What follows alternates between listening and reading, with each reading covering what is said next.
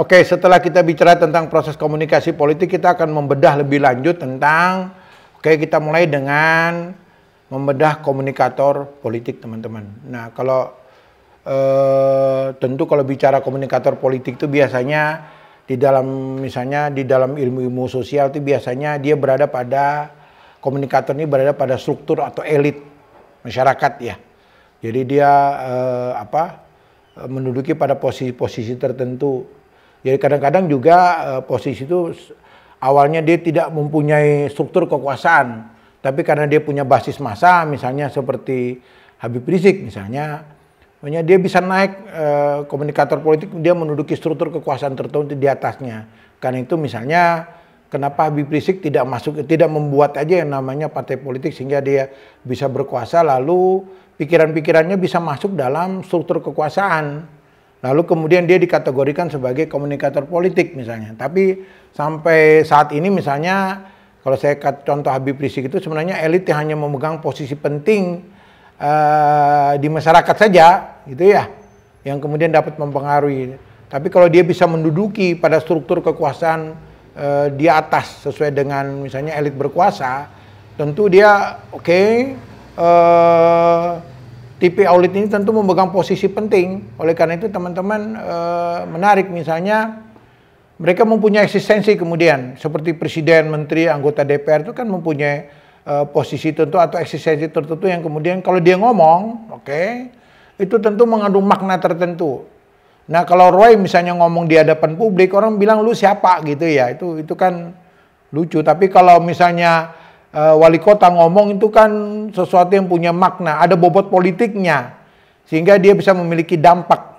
Dampaknya banyak, kita lihat dari misalnya potret partisipasi politik masyarakat. Nah sama dengan Habib Rizik misalnya, walaupun dia tidak menduduki struktur kekuasaan resmi, tetapi kalau dia ngomong ternyata dia mampu mempengaruhi, dia mampu mempunyai bobot politik. Itu yang Yusuf Kala bilang, alternatif kepemimpinan dengan Rizik ini untuk bisa menangkap aspirasi masyarakat, misalnya seperti itu teman-teman. Karena itu kalau kita bicara tentang komunikator politik, tentu kita akan bicara tentang kategori dari komunikator politik ya. Tentu ada banyak. Biasanya kalau saya lihat misalnya pemikirannya DOP, itu mereka DOP ini membagi 3 kategori komunikator politik, yaitu politikus, profesional, dan aktivis. Itu biasanya dilihat. Jadi itu mengapa itu muncul, itu berangkat dari setiap orang, baik politikus, baik profesional, baik aktivis, itu dia mempunyai reason tertentu, dia mempunyai spirit tertentu, dia punya desire tertentu, jadi ada sesuatu yang dia yakini. Nah itu teman-teman, muncullah komunikator politik itu. Sehingga kalau kita lihat ada banyak ini menurut William Dobb. Tetapi secara rinci misalnya orang kemudian melihat mengapa komunikator politik itu muncul. Pertama, dia disebut komunikator politik karena dia punya kredibilitas. Jadi kalau kita lihat misalnya Habib Rizik, dia mempunyai kredibilitas. Dia mempunyai daya tarik. Kemudian dia punya sesuatu hal yang orang lihat punya kesamaan, kepentingan. Atau dalam hal ini kemudian dia disukai. Ada sumber yang disukai dari orang tersebut sehingga disebut sebagai seorang komunikator politik. Atau yang berikutnya dia disebut dengan komunikator politik karena memang dia mempunyai kekuasaan dan dia mampu mengelola kekuasaan itu secara efektif. Sehingga kalau dia ngomong misalnya itu menarik. Katakanlah Jokowi jarang sekali ngomong walaupun dia punya power. Mengapa? Kalau dia ngomong terus nanti orang bilang nih ngapain, orang lama-lama bosan. Karena itu Jokowi selalu menggunakan cara bagaimana dia bisa menjadi komunikator politik yang baik. Dia akan keluar pada titik tertentu ya, dan dia berbicara semua orang akan mendengar. Jadi dia mampu menyampaikan pesan. Katakanlah orang rame-rame bicara Rizik, tiba-tiba Jokowi bicara tentang nanti liburan Desember diperpendek. Oh ini kan menarik. Jadi bagaimana komunikator politik memainkan lini-lini yang sebenarnya saling bersinggungan, saling mempengaruhi. Karena itu orang disebut komunikator politik apabila dia mempunyai kredibilitas, dia mempunyai daya tarik, dia mempunyai kesamaan pemahaman dengan orang yang mendukungnya, dan yang berikut dia punya kekuasaan. Itu terkait dengan komunikator politik teman-teman. kadang-kadang komunikator politik juga berkedudukan sebagai penyebab distorsi. Ini yang kalau kita lihat ngomong Rizik lagi ya, itu kadang-kadang Rizik bisa menjadi penyebab distorsi. Jadi dia mendistorsikan komunikasi yang selama ini dilakukan oleh negara dalam hal tertentu misalnya. Dia bisa melakukan distorsi. Caranya adalah dia coba membuat penghalusan kata-kata yang kadang-kadang kalau kita cermati baik-baik, sebenarnya apa yang dikatakan Rizik itu sebenarnya punya nuansa pengambilan alihan kekuasaan misalnya seperti itu. Kalau seandainya revolusi misalnya revolusi apa tadi revolusi yang mereka pikirkan itu tidak berhasil, maka mereka siap untuk katakanlah mengangkat senjata misalnya seperti itu. Itu sebenarnya kandungan itu melihat ada yang disebut dengan euphemism. Jadi ada penghalusan kata. Tapi kadang-kadang juga komunikator itu ya, komunikator politik itu biasanya ada bahasanya disebut dengan proyek lupa. Jadi kadang-kadang dia berjanji, dia bilang kapan ya, itu biasa itu. Dia sengaja mendistorsikan sebenarnya tuntutan masyarakat. Dulu kan Bapak jadi presiden janjinya begini. Pas ditanya kapan ya, itu istilahnya proyek lupa. Itu kan proyek lupa itu untuk melakukan manipulasi. Jadi dia mencoba mengelak apa yang sebenarnya dia janjikan. Tapi juga biasanya distorsi terjadi selalu dia mencoba merepresentasikan. Misalnya distorsi terjadi atas nama umat Islam. Gitu. Wah ini kan, lalu sementara orang lain emangnya gue setuju dengan lo gitu kan. Gue juga Islam tapi nggak setuju dengan you. Ini kan representatif itu kan melakukan apa yang disebut dengan distorsi. Jadi komunikator politik mampu menjadi penyebab terjadinya distorsi. Dan yang lain juga kadang-kadang komunikator politik merasa dia paling berkuasa. Jadi dia menentukan, dia memiliki hak istimewa untuk kelompok orang tertentu sehingga dia mau monopoli. Nah itu saya kira dalam kasus Rizik menarik. Dia mencoba memonopoli politik kelompok tertentu untuk kepentingan yang besar. Nah itu yang teman-teman, jadi komunikator politik kadang-kadang juga selain politikus, profesional, aktivis, tetapi juga dia bisa menjadi penyebab distorsi. Kan itu teman-teman kalau kita lihat kategori komunikator politik, misalnya dari pikirannya scroll misalnya, itu kita bisa lihat atau kita bisa bedah.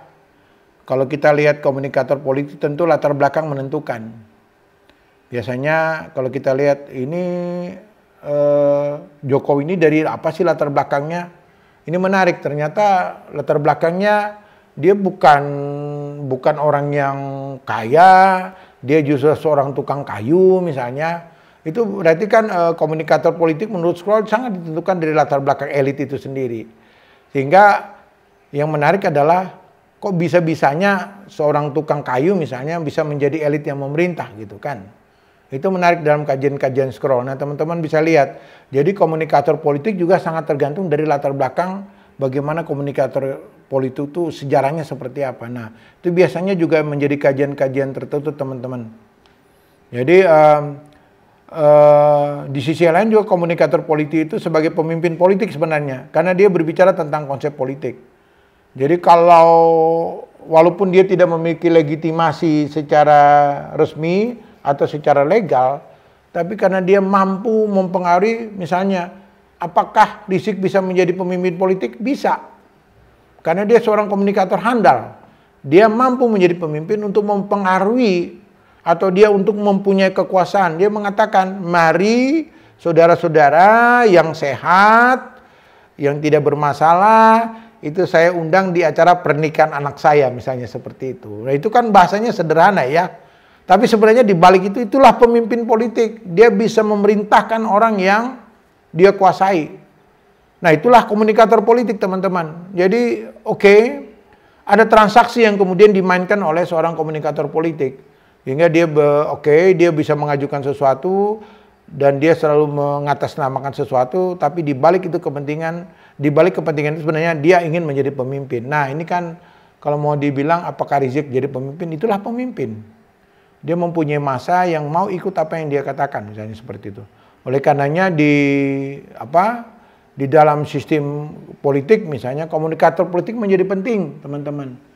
Nah, ini ada beberapa saya lihat saya kasih di PowerPoint misalnya, mana sih peran yang namanya komunikator politik sebagai profesional misalnya.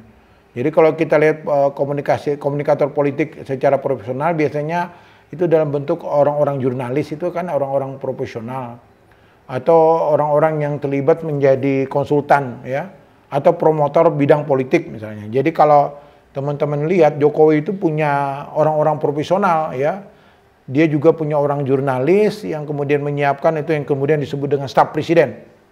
Staf presiden itu memang ada yang spesifik untuk mengatasi soal jurnalis.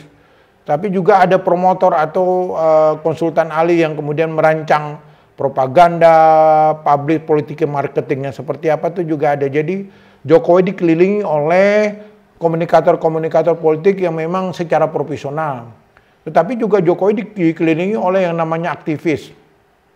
Teman-teman bisa lihat aktivis yang di ranah misalnya di kubunya Jokowi itu kan aktivis yang punya, dalam tanda kutip, punya latar belakang misalnya latar belakang LSM, latar belakang sejarah yang penting karena dia menjadi opinion leader. Jadi dia menjadi orang yang mewakili presiden untuk untuk mengatakan opini-opini yang diharapkan oleh presiden, atau dia menjadi spokesperson. Jadi dia mampu kemudian mengelola itu ya. Jadi ini dia mendorong kelompok-kelompok menekan, dia mainkan sistem itu misalnya. Nah, komunikator politik juga misalnya dalam sisi politik itu ya orang politik itu sendiri, jadi orang-orang partai misalnya. Itu penting juga. Jadi orang-orang partai ini bermain. Jadi kalau kita lihat tiga ini politikus, aktivis dan profesional itu adalah orang-orang komunikasi politik yang memang sesuai dengan perannya. Kita bisa lihat teman-teman bisa lihat di PowerPoint. Jadi bisa dilihat ada birokrasi, ada politikus, ada spoken, ada jurnalis dan sebagainya. Nah, itu yang saya coba ringkas tentang apa yang kita pahami tentang komunikator politik. Jadi saya pikir itu materinya teman-teman. Kita bisa diskusikan lebih lanjut apa yang kita maksudkan dengan komunikator politik. Kita akan masuk pada materi berikutnya.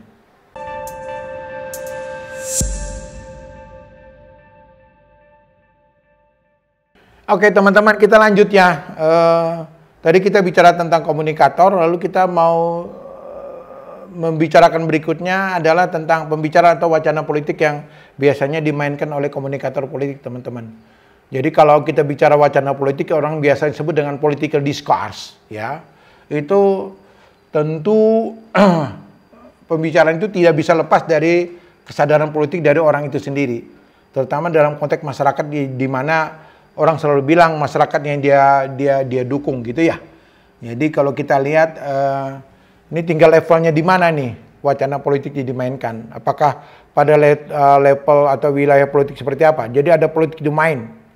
Jadi politik domain itu dilihat ini domainnya DPR kah? Kalau kita lihat fungsinya, atau kalau kita lihat wilayahnya apakah domain lokal kah, apa regional atau nasional. Nah, biasanya wacana politik bermain seperti itu teman-teman. Jadi aktor politik atau dalam hal ini komunikator politik biasanya selalu bermain pada gagasan, selalu bermain pada pandangan, selalu bermain pada wacana, dan selalu bermain pada interaksi dalam situasi politik tertentu.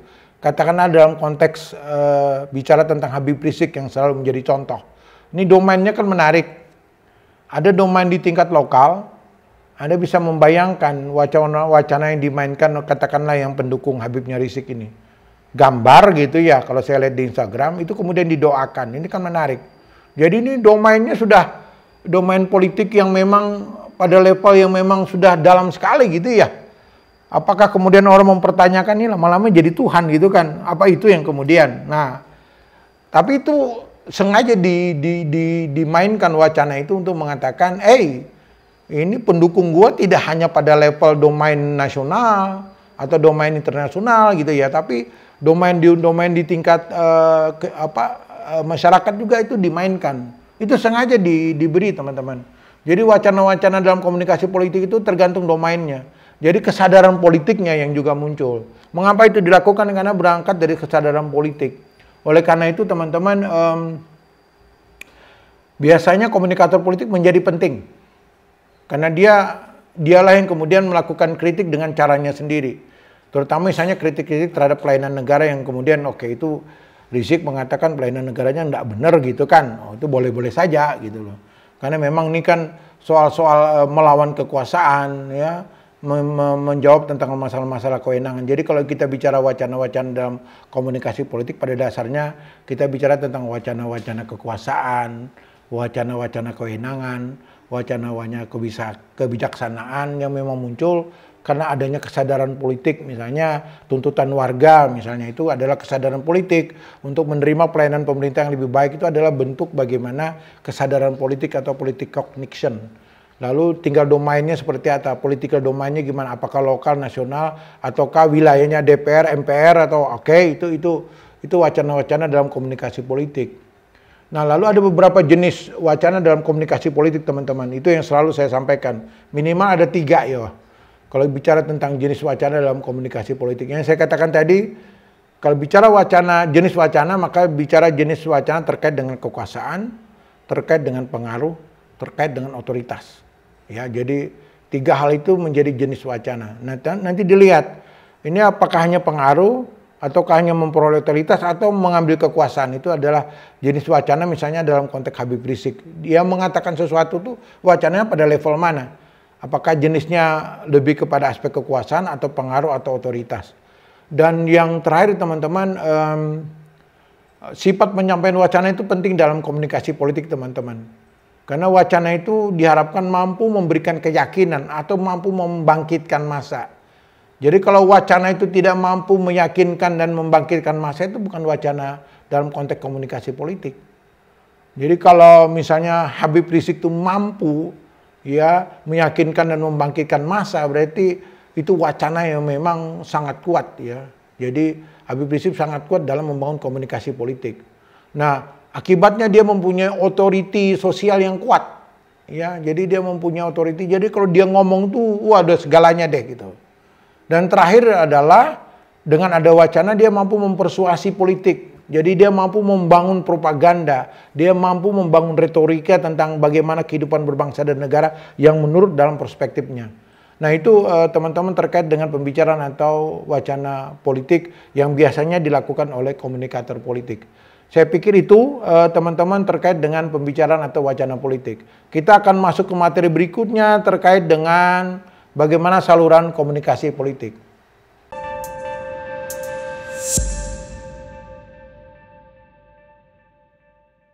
Oke, kita lanjut teman-teman di materi berikut tentang saluran komunikasi politik. Ini kan kita bicara saluran kan berarti kita bicara alat atau sarana ya. Jadi seorang komunikator politik itu butuh alat dan sarana untuk menyampaikan wacana atau pembicaraan politiknya. Hingga wacana atau pembicaraan politik sampai kepada komunikan. Itu yang disebut dengan saluran komunikasi politik. Nah pertanyaannya adalah saluran-saluran komunikasi politik seperti apa? Kan ada banyak teman-teman. Salah satunya misalnya media sebagai saluran komunikasi politik. Karena di dalam media misalnya ada banyak terjadi misalnya bisa terjadi komunikasi antar personal. Jadi face to face dengan menggunakan media misalnya tatap muka. Juga bisa terjadi komunikasi dalam struktur masyarakat dan organisasi. Jadi biasanya kalau kita ngomong FPI misalnya itu adalah struktur dari masyarakat atau organisasi. Di dalamnya tentu menjadi saluran untuk bagaimana agitasi propaganda dilakukan ya. Atau melalui media massa, media cetak dan elektronik itu yang kemudian dulu sangat kental itu digunakan. Jadi dulu tuh media cetak dan elektronik ini sangat kental. Nah sekarang itu kan media baru ya. Jadi sekarang itu saluran komunikasi politik menggunakan media baru atau disebut dengan ruang publik bergeser ke ruang virtual. Ini yang kemudian disebut dengan new media oleh teman-teman. Nah ini saluran komunikasi politik sekarang lebih banyak menggunakan media baru atau new media. Nah tetapi yang masih umum digunakan dalam konteks saluran komunikasi politik yang sampai saat ini masih digunakan adalah kampanye. Kampanye itu tetap menjadi hal yang penting. Jadi walaupun protokol kesehatan itu ternyata anaknya Jokowi pada saat mau pilkada dia melakukan kampanye itu dikritik juga gitu ya. Atau anak mantunya Jokowi di Medan dikritik juga ya. Karena memang kampanye ini nampaknya masih lebih efektif walaupun dalam tanda kutip sudah ada new media. Nah teman-teman lihat saja nih saluran-saluran menarik. Nah kalau mau meneliti misalnya saluran komunikasi yang paling efektif, saluran komunikasi politik seperti apa yang paling efektif, teman-teman bisa lihat. Apakah media massa, apakah media new media atau apapun itu bisa dibuat penelitian tersendiri. Jadi itu teman-teman, oleh karena itu kalau kita bicara kampanye politik sebenarnya, itu sebenarnya apa ya, lebih mudah langsung face to face dengan massa ya. Orasinya bisa lebih kuat ya. Nah kalau saya misalnya kuliah begini, itu kadang-kadang orasi saya tidak cukup kuat karena saya tidak punya orang yang kemudian bisa memfeedback. Kadang-kadang saya kalau mengajar, lihat roman muka mahasiswa, senyum, ketawa saja saya punya feel tertentu, ini dia mengerti atau tidak dengan materi saya. Tapi kalau lewat online ini juga setengah mati nih. Ini mengerti atau tidak, tapi ya oke, saya coba aja buat video, nanti kita punya ruang diskusi lagi untuk lebih jauh mendalami. Ini teman-teman terkait dengan saluran komunikasi politik. Saya kira itu materi tentang saluran komunikasi politik. Berikutnya kita akan bicara tentang praktek komunikasi politik.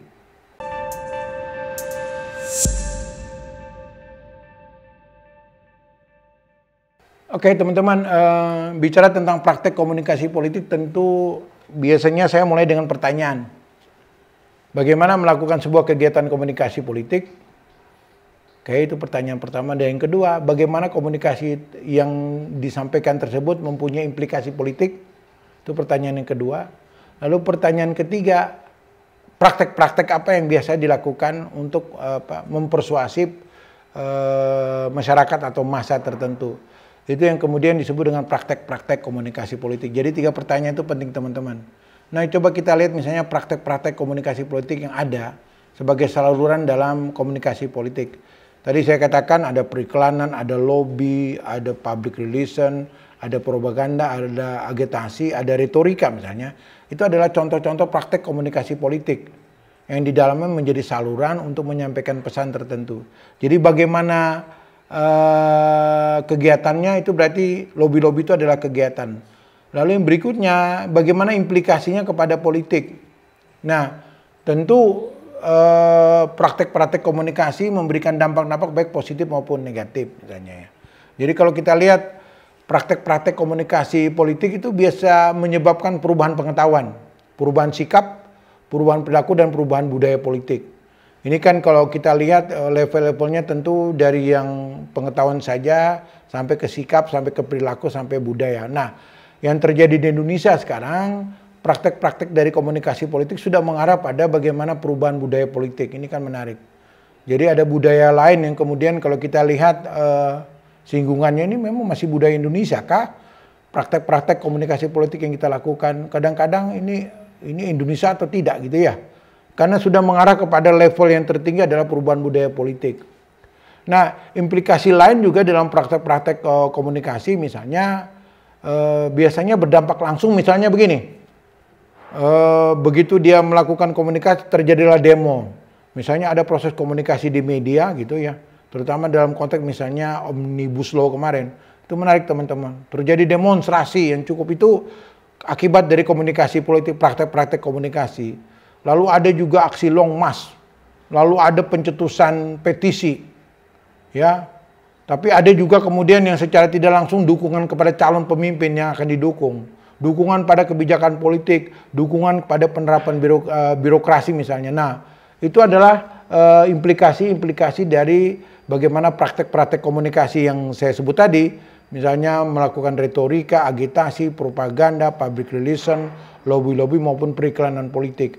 Implikasinya seperti itu teman-teman. Jadi kalau kita bicara praktek komunikasi tentu kita akan bicara 3 hal tadi. Oke, apa kegiatan dalam komunikasi politik, bagaimana implikasinya, lalu berikutnya bagaimana kemudian praktek-praktek persuasif itu yang kemudian muncul demonstrasi dan sebagainya itu adalah bentuk dari kegiatan-kegiatan persuasi, kegiatan-kegiatan yang mempengaruhi berimplikasi kepada munculnya misalnya demonstrasi. Itu yang saya ingin jelaskan terkait dengan praktek-praktek komunikasi politik. Nah berikutnya kita akan mendiskusikan lagi soal bagaimana media massa dan komunikasi politik. Mungkin itu teman-teman, kita akan lanjut lagi pada materi berikutnya.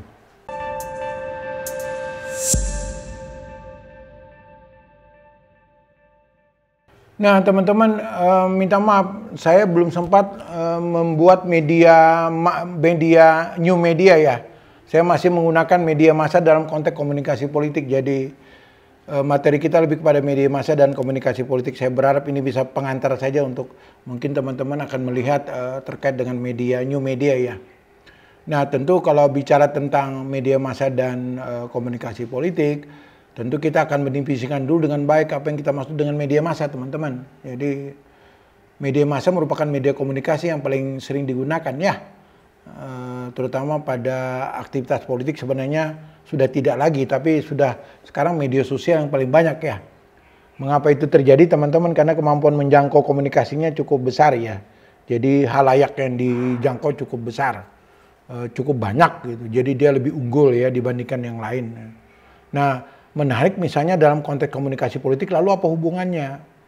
Ternyata memang yang saya katakan media massa merupakan tempat untuk bagaimana mereka menyampaikan wacana, ya, wacana atau pembicaraan tentang aspek-aspek politik yang dilakukan oleh aktor politik. Ya itu penting teman-teman. Jadi media massa merupakan wadah penyampaian. Nah oleh karena itu bagaimanapun media massa menjadi penting. Walaupun yang saya diskusikan masih kepada masa media cetak dan elektronik. Sebenarnya ini sudah tidak lagi cukup baik, tetapi saya sampaikan saja. Nah sekarang kalau kita lihat masuk ke media digital misalnya atau internet, ini semakin menarik. Oke, saya lanjut. Sebagai saluran komunikasi politik, kemudian media menjadi penting. Jadi fitur-fitur dan sebagainya teman-teman itu menjadi kajian menarik. Atau tema-tema yang dimainkan atau tagline-nya. Jadi media massa itu sangat bermain dengan tagline. Contohnya misalnya mengapa Mata Naswa di Trans 7 itu menarik ya, karena ada sesuatu hal yang memang ingin ditunjukkan misalnya. Di situ elemen penting dari media massa adalah memberikan kebebasan, ada elemen demokrasi. Jadi Mata Naswa diberi kebebasan untuk tidak takut-takut ngomong apapun gitu ya. Jadi media itu memberikan ruang untuk Mata Naswa untuk mengembangkan elemen demokrasi. Jadi betul-betul ada kebebasan pers. Nah, kenapa itu? Agar mereka bisa membangun kesadaran politik masyarakat. Ya, itu penting teman-teman. Jadi Metro TV, Trans TV. Nah, saya mengapa Trans TV? Karena saya menyoroti Mata Naswa ya. Saya melihat itu penting. Walaupun mungkin kalau saya lihat di mana bukan Trans TV tapi punyanya Surya Paloh ini Metro TV misalnya, lama-lama tidak keren lagi ya, karena menurut saya tidak ada kebebasan pers itu untuk menyampaikan, karena lebih kepada kepentingan penyampaian dari sisi penguasa misalnya. Tapi menarik itu teman-teman. Aspek lain misalnya kemudian dengan apa yang mereka lakukan sebenarnya orang kemudian melihat citra media. Tadi saya katakan citra media ya. Kalau saya ngomong namanya Metro TV dibandingkan Trans TV, itu menarik ya. Ternyata jujur saja semua yang namanya TV-TV di Indonesia tuh backgroundnya tuh ternyata orangnya semua pemain politik ya, aktor-aktor politik, tetapi citranya jadi menarik misalnya. Nah saya lagi suka dengan Trans TV ya, karena ini masih independen dibandingkan yang lain. Kalau yang lain itu ya karena memang pemiliknya rata-rata para aktor politik, jadi ya oke. Nah citra media biasanya itu menjadi menarik karena satu, masyarakat menilai atau masyarakat mau menjadi bagian dari media itu sendiri. Jadi biasanya untuk mengukur citra media dalam konteks politik biasanya itu kan baik Kompas TV maupun Metro TV misalnya itu membuka ruang untuk bagaimana diskusi pagi hari. Jadi kalau berita pagi itu kan ada yang namanya diskusi tentang tema tertentu, lalu ada respon dari masyarakat. Itu penting teman-teman, itu bagaimana media membangun citra dirinya dalam konteks komunikasi politik. Jadi teman-teman lihat jangan sekedar orang ramai gitu, tapi di situ menarik. Dan juga media akan mendapatkan hal-hal yang mereka akan pakai untuk pemberitaan. Jadi terjadi proses saling memberi ya. Jadi di situ partisipasi aktif menjadi menarik, lalu media juga tahu tuntutan atau aspirasi masyarakat seperti apa yang kemudian mereka bisa artikulasikan dalam pemberitaan. Lalu disitulah kemudian media massa sebagai saluran komunikasi politik. Itu yang teman-teman penting. Jadi media massa ini atau media TV atau cetak atau apapun itu biasanya bermainan pada level-level seperti itu. Itu tadi saya kasih contoh tentang media TV ya.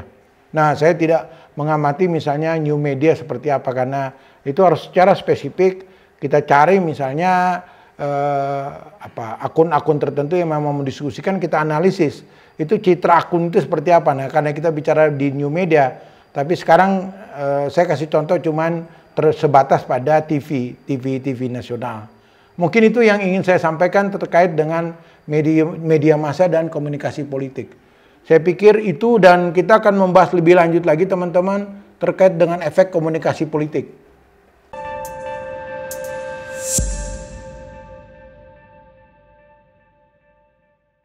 Nah, materi berikut kita bicara tentang efek komunikasi politik teman-teman. Ini efek ini kan berarti pengaruh ya. Jadi kadang-kadang kalau kita bicara tentang efek itu, kita biasanya lebih kepada isi dan pesan. Sebenarnya tidak hanya itu teman-teman.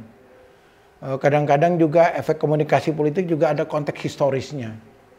Jadi kalau orang sekarang tidak bicara risik misalnya, wah itu kurang keren itu. Karena memang konteks historisnya saat ini misalnya bicara tentang itu ya. Jadi di mana situasi-situasi politik yang ada sekarang atau lingkungan politik sekarang tuh sangat menentukan efeknya seperti apa. Karena itu kalau kita bicara efek komunikasi, terutama dalam konteks perilaku dan sikap misalnya, maka orang akan bicara tentang bagaimana pengaruh pesan-pesan komunikasi politik diwujudkan. Misalnya muncul kemudian menjadi pendapat umum atau opini publik. Lalu kemudian efek komunikasi politik kemudian juga orang bisa menentukan sikap seperti apa, memilih seperti apa. Sehingga dengan cara seperti itu kita bisa menentukan strategi komunikasi berikutnya seperti apa. Sehingga dalam konteks-konteks politik misalnya itu menarik. Nah ini yang saya menarik misalnya Pangdam ini. Pangdam ini menarik teman-teman. Dia membuat pernyataan bubarkan FPI misalnya. Kemudian dia akan melakukan dia move itu ya kepada umum sebagai pesan itu ya. Nah itu kan menjadi pendapat umum ya. Bagaimana itu menjadi pendapat umum. Kemudian dia akan melihat bagaimana tanggapan orang. Kemudian dia mulai menentukan strategi komunikasi berikutnya seperti apa. Dia kemudian tampil lagi untuk menjelaskan posisi itu ya. Supaya apa? Dia kemudian melakukan apa yang saya sebut dengan mengisolasi efek. Ya. Jadi dia kemudian mulai menata supaya arah pesan dari komunikasi yang dia bangun itu terarah. Ini kan lama-lama kan digiring nih kan. Jadi Pangdam itu walaupun dia katakan ini kan pendapat pribadi, tetapi efek komunikasi politiknya menarik karena memang tepat. Dia ada konteks historisnya menarik. Ini TNI ini kan tidak bisa digoyang. TNI ini kan penjaga NKRI, merusak NKRI, selesai urusannya. Anda akan berhadapan dengan saya, gitu kan? Itu efek komunikasi politiknya lumayan hebat itu oleh Pangdam Jaya itu. Dia mampu menentukan sikap itu, dan sekarang yang mau bikin apa lagi? Siapa yang mau bermain-main misalnya? You bermain-main, you akan berhadapan dengan saya. Dan saya tidak segan-segan, saya akan menindak keras, bukan tegas lagi, keras. Itu kan ada bentuk efek komunikasi politik itu bisa terjadi dengan baik. Sehingga bisa memberikan efek langsung maupun tidak langsung gitu ya. Nah, misalnya kalau kita lihat efek-efek komunikasi yang muncul, misalnya orang kemudian belajar tentang politik. Jadi kalau kita lihat kasusnya sekarang, orang sedang belajar politik sebenarnya. Ini politik Indonesia ini sedang mengalami satu pembelajaran ini. Jadi kelompok-kelompok radikal ini seperti apa. Nah berbeda misalnya dengan Amerika yang memang partisipasi politiknya berbeda ya. Jadi kalau kita lihat efek langsungnya seperti itu. Kalau yang tidak langsung tadi saya katakan ya, sekarang kemudian teman-teman kelompok-kelompok pendukung FPI kemudian memberikan efek-efek seperti apa ya, mereka ya diam-diam saja ya. Lalu ya kadang-kadang mereka mencetuskan petisi-petisi tertentu di media sosial misalnya. Nah ini kan terkait dengan bagaimana efek komunikasi politik baik langsung maupun tidak langsung. Jadi kalau teman-teman lihat ini, saya tidak tahu apakah Pangdam Jaya itu akan mendapatkan efek secara langsung dari FPI misalnya. Sementara belum ada ya.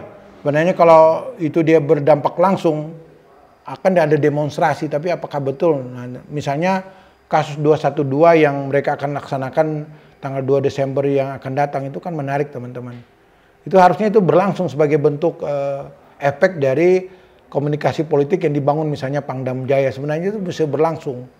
Anda lihat di Instagram misalnya pernyataan-pernyataan bahwa militer pun dilawan gitu ya. Ada salah seorang misalnya tokoh Muslim di Ambon misalnya menantang militer misalnya, itu menarik teman-teman.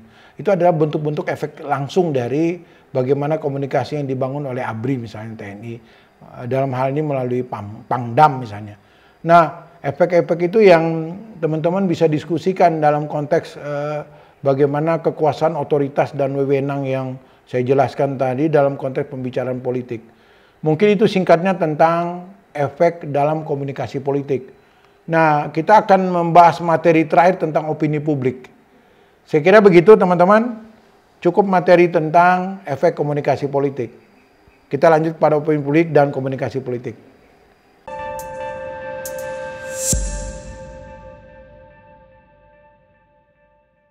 Oh, ini materi terakhir teman-teman.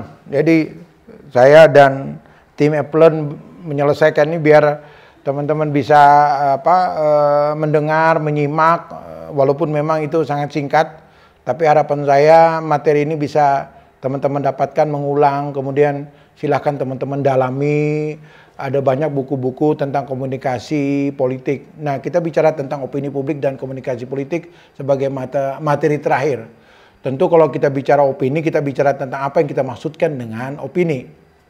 Nah, biasanya kalau orang sebut opini itu lebih kepada istilah pengekspresiannya, suatu sikap. Jadi opini itu bukan cuma sebuah kata-kata, tapi kata-kata yang mengandung ekspresi dari sikap dan tindakan. Mengenai apa? Mengenai persoalan tertentu yang memang dianggap bertentangan. Jadi opini publik itu selalu dianggap bertentangan dengan persoalan-persoalan tertentu. Jadi kalau orang misalnya beropini terhadap suatu permasalahan yang sama, tentu akan memberikan penilaian berbeda. Jadi opini itu selalu memberikan penilaian berbeda. Nah, tentu sifatnya sangat subjektif. Jadi kalau orang beropini itu memang sangat subjektif karena dia selalu memberikan penilaian berbeda, dan orang saya katakan ya sah saja karena dia punya penilaian tersendiri ya. Karena itu pandangannya dia sendiri. Karenanya kalau kita katakan opini sebenarnya tidak hanya kata-kata. Tapi sebenarnya di dalam opini ada perilaku, ada sikap, ada tindakan, ada pandangan, ada tanggapan. Nah, itu yang penting. Nah, tentu kemudian ekspresi sikapnya ya bisa positif, bisa netral, dan bisa juga negatif. Itu pengertian opini teman-teman. Jadi opini itu ternyata sesuatu yang menarik dalam konteks komunikasi politik. Nah, ada banyak pandangan ya. Biasanya kalau di Eropa disebut public opinion itu karena memang terjadi dari proses interaksi pemikiran manusia tentang hal tertentu yang kemudian diekspresikan. Jadi ciri-cirinya ada pernyataan. Pernyataan itu merupakan hasil sintesa, ya, yang kemudian dirangkum menjadi sebuah pernyataan. Kemudian dia merupakan pernyataan yang mendukung, ya.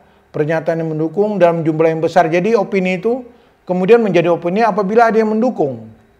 Misalnya opini tentang